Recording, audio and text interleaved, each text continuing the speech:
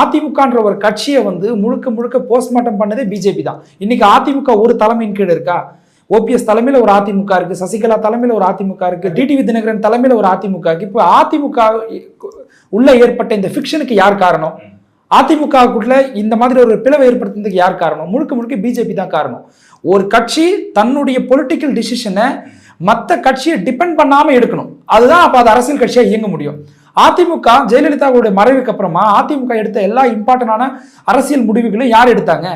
BJP தான் எடுத்தது. அதை நம்ப சொல்லல, குருமூர்த்தி சொல்றாரு, நான் தான் ஓபிஎஸ் வந்து தர்ம யுத்தம் நடத்த சொன்னேன் அப்படின்னு சொல்றாரு.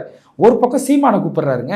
சீமான் எவ்வளோ ஆபத்தான கருத்தை பேசின ஒரு ஆளு, பெரியாரை குறித்து எவ்வளோ வந்து மோசமான விமர்சனங்களை வச்ச ஒரு ஆளு.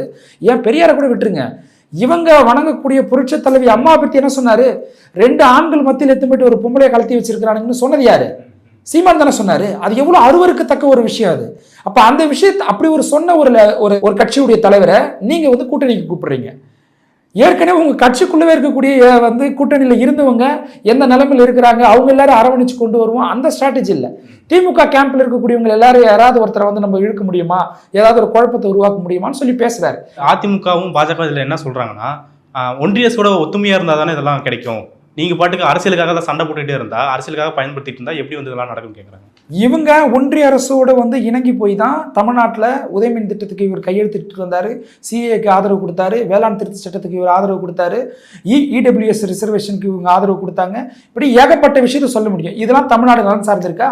இடபிள்யூஎஸ் ரிசர்வேஷன்ல தமிழ்நாட்டில் யார் பெனிஃபிட் அடைகிறாங்க? இங்க இருக்கக்கூடிய இடைநிலை ஜாதிக்கு பெனிஃபிட் அடைகிறாங்களா, இல்லை வந்து எஸ்சி/எஸ்டி பீப்புள்ஸ் அதனால பெனிஃபிட் அடைகிறாங்களா? அப்போ இவங்கெல்லாம் எக்ஸப்ஷன் கேட்டகிரி இடபிள்யூஎஸ் ரிசர்வேஷன்ல. அப்போ அது யாருக்கானது? அப்போ ஒரு திராவிட கட்சி நீங்க அதை எதிர்க்கணுமா இல்லையா? அப்போ நீங்க இணக்கமா போய் தமிழ்நாட்டுக்கு கொண்டு வந்த நலன்கள் என்னென்ன?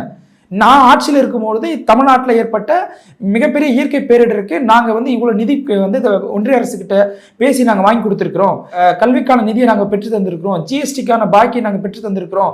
இப்படி ஏதாவது ஒரு லிஸ்ட்டை வந்து சொல்ல முடியுமா எடப்பாடியாட? அப்படி சொல்லுங்க.